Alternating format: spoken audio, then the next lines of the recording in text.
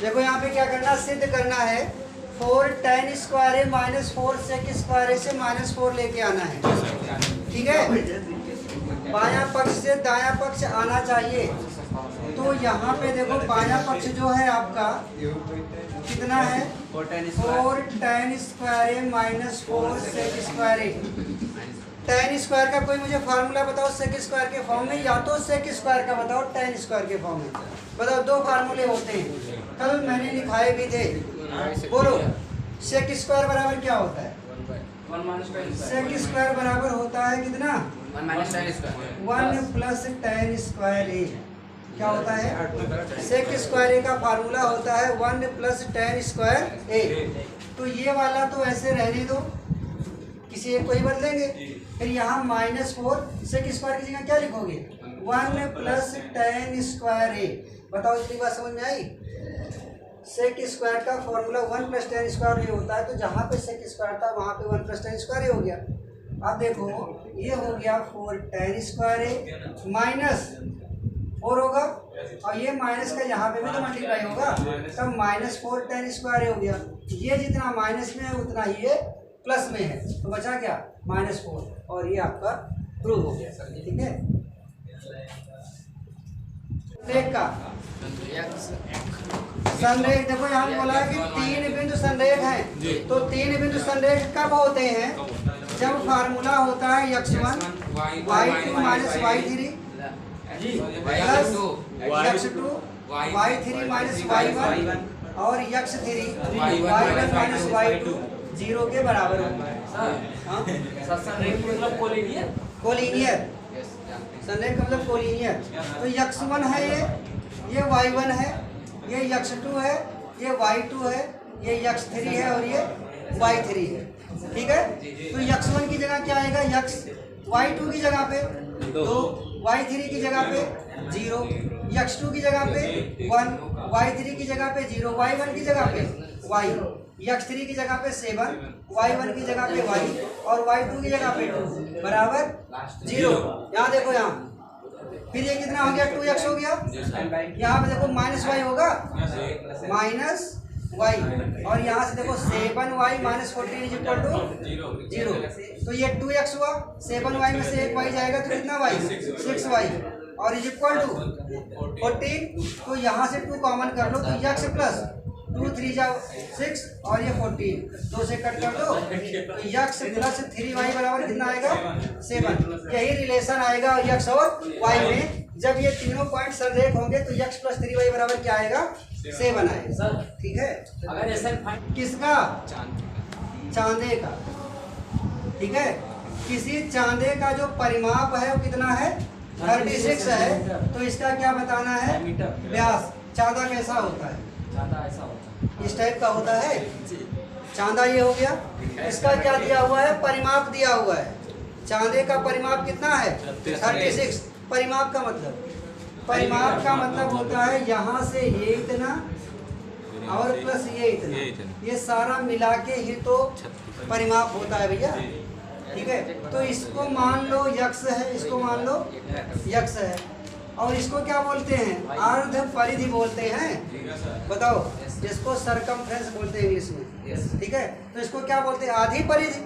मतलब x plus अर्ध परिधि, x प्लस अर्ध परिधि किसके बराबर है, क्या ये बात समझ में आई?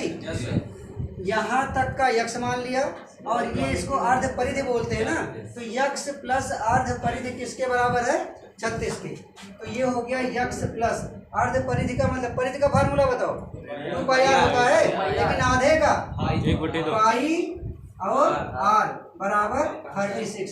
जरा बताओ ये त्रिज्या क्या होगी, देखो ध्यान से। अगर हमने पूरे को x माना है तो त्रिज्या क्या x/2 नहीं होगी? बताओ, r का मान x/2 नहीं आएगा? तो x प्लस पाई 22/7। अब r की जगह क्या लिखोगे, x/2 ही तो लिखोगे। अगर हमने पूरे को x माना है तो त्रिज्या माने आधा x/2 ही तो होगा, बराबर किसके, 36 के। तो 2 से काट दो, 11 आ गया। ठीक, तो x प्लस 11x/7 बराबर 36। तिर्यक गुणा कर दो, कितना हो गया 7x प्लस 11x और बटे 7 बराबर 36, 11 7 18x और बटे 7 बराबर 36, 18 दूना 36, x बराबर 7 दूना 14। तो ये x क्या था हमारा, यही तो व्यास था, यही तो डायमीटर था, तो कितना आ गया आंसर 14। बात समझ में आई, देख लो। सुनो भैया क्या लिखा हुआ है, दो रेखाएं हैं, एक रेखा है x by a plus y by b बराबर 1, एक ये रेखा है, यहाँ देखो यहाँ लड़के, एक रेखा है x by a plus y by b बराबर 1 और दूसरा क्या है x by b plus y by a बराबर 1। ठीक है, ये दो रेखाएं हैं, तो सबसे पहले क्या करना है, इनका प्रतिच्छेद बिंदु निकालना है। ठीक है, सवाल क्या है कि इन दोनों रेखाओं के प्रतिच्छेद बिंदु और मूल बिंदु से होकर जाने वाली रेखा का समीकरण बताना है। ठीक है, तो इन दो बिंदुओं से प्रतिच्छेद बिंदु कैसे निकाला जाता है बताओ। प्रतिच्छेद बिंदु निकालने के 3 तरीके होते हैं, एक होता है प्रतिस्थापन विधि, दूसरा विलोपन विधि और तीसरा वज्र गुणनखंड विधि। तो सिलेबस से वज्र गुणनखंड विधि इस बार कट गया है। आप यहाँ पे 2 तरह लगा सकते हैं, प्रतिस्थापन दूसरा विलोपन, दोनों में से कोई यूज करके हम लोग यहाँ पे क्या करेंगे, प्रतिच्छेद बिंदु निकालेंगे। तो सबसे पहले ये समझ लो कि यहाँ पे क्रॉस मल्टीप्लाई करके इसको क्या करो, एक लीनियर इक्वेशन बना दो, रैखिक समीकरण बना दो। देखो कितना हो जाएगा, x B plus a Y, ठीक है, और नीचे ए बी आएगा, उसका मल्टीप्लाई 1 में होकर ए बी बना लेगा। बताओ इतनी बात समझ में आई। तो ये हो गया एक इक्वेशन, यहाँ देखो ए एक्स प्लस बी वाई और यहाँ पे क्या बनाएगा, ए भी तो ए बी बनाएगा और ये बन गया दूसरा। अब ये रैखिक समीकरण बन गए। दोनों को बताओ कैसे सॉल्व करोगे। यहाँ पे y के साथ a है, यहाँ y के साथ b है, और y बराबर करके काट दो। तो कहने का मतलब है कि अगर समीकरण 1 में b से गुणा कर दिया जाए और समीकरण 2 में a से गुणा करके घटा दिया जाए तो कट नहीं जाएगा। तो यहाँ पे हम लोग लिखेंगे कि समीकरण 1 में b से और 2 में a से गुणा करके घटाने पर। बताओ भैया बात समझ में आ रही ना। विलोपन विधि जिसको कहते हो, किसी एक को हटा देना। तो अगर हम लोग इसमें b से गुणा करेंगे बताओ कितना आएगा, x और b से करेंगे तो b square plus a b y बराबर ए बी स्क्वायर होगा। वहाँ a से करोगे तो x a स्क्वायर होगा, x a square plus a b y और बराबर ए स्क्वायर भी होगा। इसमें सब में b से गुणा कर दिया गया, उसमें सब में a से। फिर क्या करना था, घटाना था, माइनस माइनस माइनस ये कट जाएगा, बराबर है। ठीक है, बराबर है तो क्या होगा, कट जाएगा। यहाँ बताओ कितना बचेगा, क्या दोनों जगह x है। तो अगर हम x कॉमन कर लेंगे तो b square minus a square बचेगा, b square minus a square बचा। यहाँ बताओ a b square minus a square भी होगा, ये हो गया x। B square minus a square का मतलब क्या, b minus a b plus a, और यहाँ ए बी कॉमन होगा तो बचा क्या, b माइनस ए। तो b माइनस ए से b माइनस ए कट गया, तो x की वैल्यू कितनी आ गई, ए बी बटे b प्लस ए को हो चाहे a प्लस बी को, एक ही बात है। तो एक तो बिंदु आ गया, x बराबर ए बी बटे ए प्लस बी आया। अब इस x का मान किसी में भी रख देंगे तो y आ जाएगा, समीकरण 1 से। समीकरण 1 से अब देखो यहाँ पे x की जगह क्या लिखोगे, a b upon a plus b into b plus a y और बराबर ए बी। इतनी बात समझ में आई। अब देखो इस b का गुणा जब ए बी में होगा तो ए बी स्क्वायर होगा, और नीचे कितना a plus b plus a y बराबर ए बी। तो ये ए वाई किसके बराबर हो जाएगा, ए बी, और ये वैल्यू उधर जाएगी तो माइनस ए बी स्क्वायर और बटे में ए प्लस बी। यहाँ पे बताओ तिरिया गुणा करोगे कितना आएगा, ए का गुणा ए बी में करोगे तो ए स्क्वायर बी हो गया, फिर इस b का गुणा ए बी में करोगे तो ए बी स्क्वायर हो गया, और माइनस ए बी स्क्वायर और नीचे ए प्लस बी। तो ये दोनों प्लस माइनस कट गया, तो बचा क्या, ए वाई बराबर ए स्क्वायर बी बटे ए प्लस बी। इस ए से ये भी तो ए कट जाएगा, तो y का मान भी कितना आ गया, ए बी बटे ए प्लस बी बात समझ में आई? यक्स की वैल्यू भी ए बी बटे ए प्लस बी और वाई की वैल्यू भी ए बी बटे ए प्लस बी। तो एक तो ये प्रतिच्छेद बिंदु आ गया और दूसरा क्या बोला था? मूल बिंदु। मूल बिंदु का मतलब क्या होता है? थप्पड़ खाओगे बेवकूफ, आता जाता कुछ नहीं है। बताओ मूल बिंदु का मतलब 0 0। मूल बिंदु का मतलब 0 0। तो मूल बिंदु और प्रतिच्छेद बिंदु से होकर जाने वाली रेखा का समीकरण बताओ। मूल बिंदु तथा प्रतिच्छेद बिंदु से होकर जाने वाली रेखा का समीकरण। फार्मूला होता भैया देखो ध्यान से, y माइनस y1 बराबर y2 minus y1, x2 minus x1 और x माइनस x1। किसी दिन पढ़े थे इसको कि नहीं? ऐसा पढ़े थे। दो बिंदुओं से होकर जाने वाली रेखा का ये समीकरण है, समझे? ये दो बिंदुओं से होकर जाने वाली रेखा का समीकरण है। समझ में आई बात? y माइनस y1 बराबर y2 माइनस y1 बटे x2 minus x1 x minus x1। दो बिंदु कौन कौन सा है? एक मूल बिंदु जिसको क्या बोलते हैं? 0 0। और दूसरा क्या था? A b by a plus b और a b by a plus b. ठीक है, तो इसको x1 y1 बोलते हैं, इसको क्या बोलेंगे? x2 y2। यहाँ पे वैल्यू पुट करो। y1 की जगह पे 0 आएगा। y2 कितना? A b upon a plus b minus y1 0। x2 कितना है? A b upon a plus b और माइनस x1 कितना? 0। फिर x माइनस x1 कितना? 0। बचा क्या? y बराबर, देखो ये दोनों बराबर है ना, कट जाएगा तो y बराबर क्या बचा? x ही तो बचा भैया, खत्म हो गया सवाल। x माइनस y बराबर कितना आएगा? 0। यही इक्वेशन आ गया हमारा, x माइनस y बराबर 0। ये प्रतिच्छेद बिंदु और मूल बिंदु से होके जाने वाले रेखा का क्या है? समीकरण है। ठीक है, सुनो, एक गोले का आयतन 288 पाई है। गोले का आयतन कितना है? 288 पाई है। गोले का आयतन 288 पाई है। तो इसका संपूर्ण पृष्ठ बताना है। क्या बताना है? संपूर्ण पृष्ठ। बताओ गोले के आयतन का फार्मूला बताओ भैया। गोले के आयतन का फार्मूला, हाँ, 4/3 पाई आर क्यूब। और बराबर किसके है? 288 पाई के। तो पाई से पाई कट गया और इस 4 से इसको भी काट दो। 4 सत्ते 28, 4 दूनाई 8।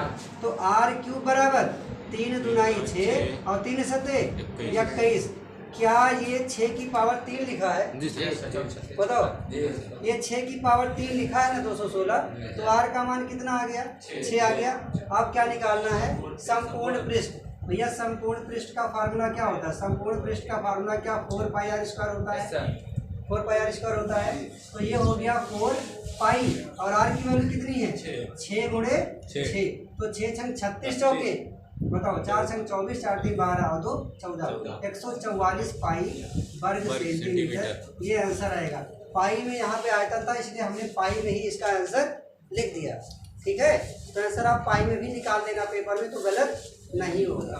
ठीक है, हाँ। Total surface area of sphere. देखो भैया ध्यान से समझना इसको। भूमि के एक बिंदु से, मान लो ये भूमि है, भूमि का ये कोई बिंदु मान लिया गया। भूमि पर कोई बिंदु हो गया। 20 मीटर ऊंचे भवन। ये भवन कितना मीटर ऊंचा है? ये 20 मीटर ऊंचा भवन है। भवन के शिखर पर, भवन का ये जो शिखर है, इस पर एक संचार मीनार, शिखर पर लगी एक संचार, शिखर पे क्या लग गया? एक संचार। मीनार के तल और शिखर के उन्नयन कोण, मीनार के तल, वैसे तो मीनार की बातें नहीं किया है कहीं भी। भवन है, भवन के शिखर पर लगी एक संचार, मीनार के तल। तो मीनार भैया फिर दूसरी साइड में बनाना पड़ेगा। लेकिन अगर दूसरी साइड में बनाओगे तो ये बिंदु फिर कोई काम में नहीं रहेगा। ये सवाल पूरा ऐसे बनेगा नहीं, होना तो वैसे चाहिए था यार।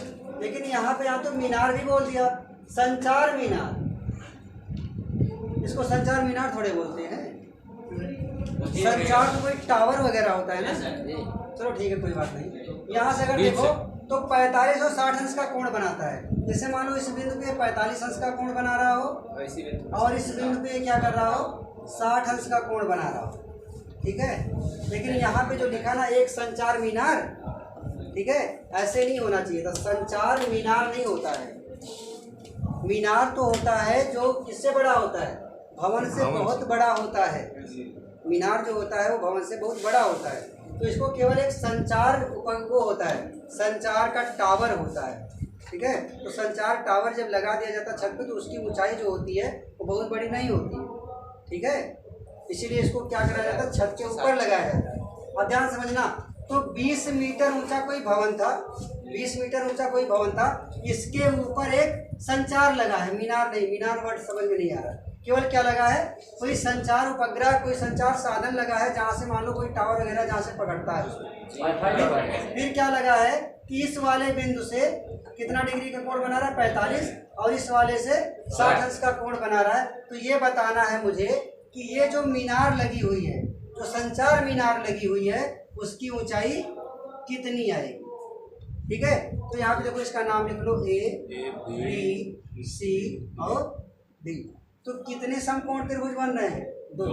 एक है सी ए बी, त्रिभुज सी ए बी में बताओ tan 45 लगाओगे यहाँ पे, tan 45 बराबर 20 बटे x, tan 45 बराबर 20 बटे x। tan 45 का मान बोलो, x का मान कितना आ गया, तो ये तो आधार हो गया 20 मीटर का।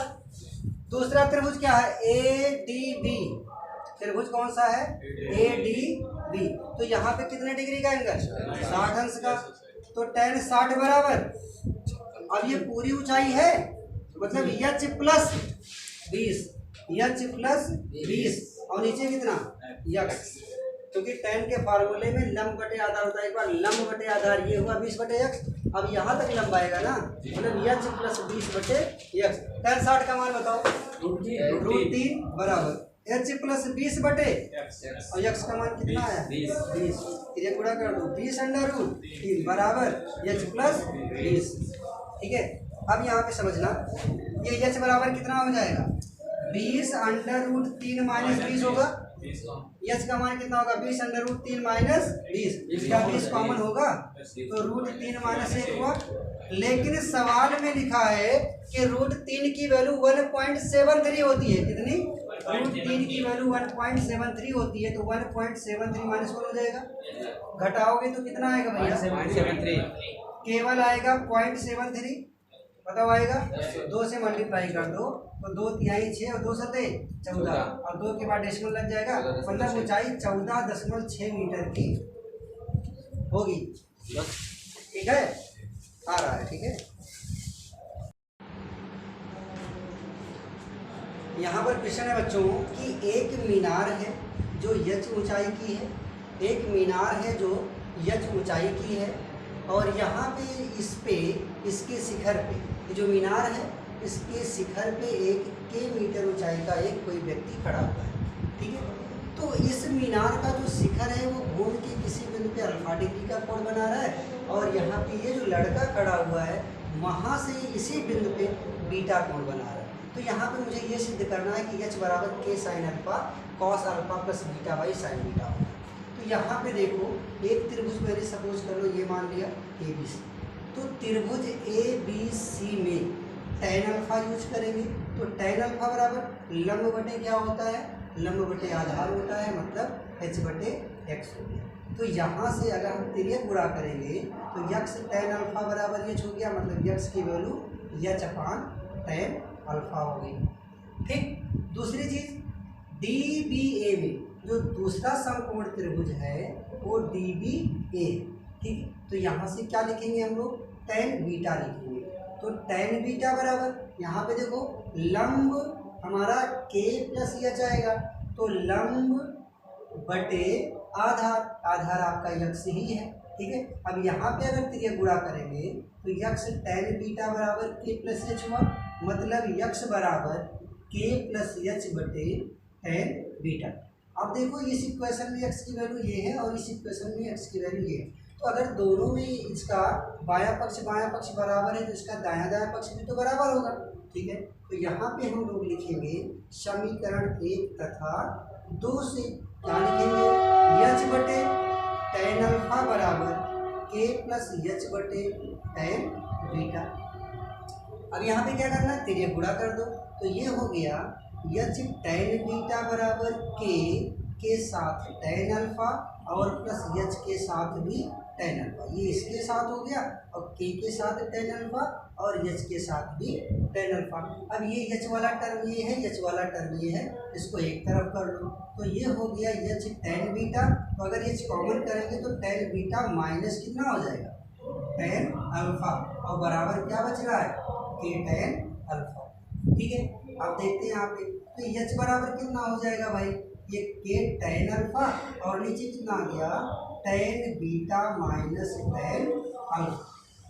ठीक है, सॉल्व क्या करना है, साइन और कॉस में वैल्यू सॉल्व करनी है, तो इसको क्या करेंगे हम लोग, यहाँ पे tan को साइन बाई कॉस में ब्रेक कर लेंगे। तो h बराबर के, ये हो गया sine alpha by cos alpha, और यहाँ से क्या हो गया, sine beta by cos beta और minus sine alpha by cos alpha. Clear है, अब आगे देखते हैं, h बराबर k sine alpha by cos alpha, और यहाँ से तिर्यक गुणा कर दो, cos alpha sine beta, cos alpha sine beta minus sine alpha cos beta, sine alpha cos beta, और नीचे क्या हो जाएगा, कॉस बीटा और कॉस अल्फा। तो कॉस अल्फा से ये कॉस अल्फा कैंसिल हो जाएगा, तो क्या हो गया, एच बराबर की सबसे नीचे की वैल्यू सबसे ऊपर चली जाएगी, तो साइन अल्फा और ये हो गया कितना, कॉस बीटा। यहाँ पे देखो क्या लिखा हुआ है, cos alpha sine beta minus sine alpha cos beta. तो ये किसका formula, sign A cos B minus cos A sine B, मतलब ये साइन अल्फा माइनस बीटा, मतलब यहाँ पे आपका बीटा पहले है, sign A cos B minus cos A sine B का फार्मूला साइन ए माइनस बी होता है, तो ये कितना हो गया, साइन बीटा माइनस अल्फा हो गया। बट हमें प्रूव क्या करना है, हमें प्रूव करना है कॉस अल्फा प्लस बीटा, यानी कि इस बीटा को अगर हम इस बीटा को अल्फा प्लस बीटा लिखें, ठीक है, यहाँ पे हमने ये सपोज कर लिया कि बीटा की वैल्यू कितनी है, अल्फा प्लस बीटा है, तो ये एच बराबर के साइन अल्फा और कॉस, तो बीटा की जगह पे अगर हम अल्फा प्लस बीटा लिखेंगे तो इसका मतलब है इस बीटा की जगह पे भी हमें अल्फा प्लस बीटा लिखना पड़ेगा, तभी तो ये वैलिड होगा। बीटा की वैल्यू अगर हमने अल्फा प्लस बीटा मानी है तो इस बीटा की जगह पे भी तो अल्फा प्लस बीटा होना चाहिए, बताओ ठीक। अब यहाँ पे अल्फा से अल्फा कैंसिल हो गया, तो ये कितना हो गया, के sine alpha cos alpha plus beta, और नीचे कितना आएगा, साइन बीटा।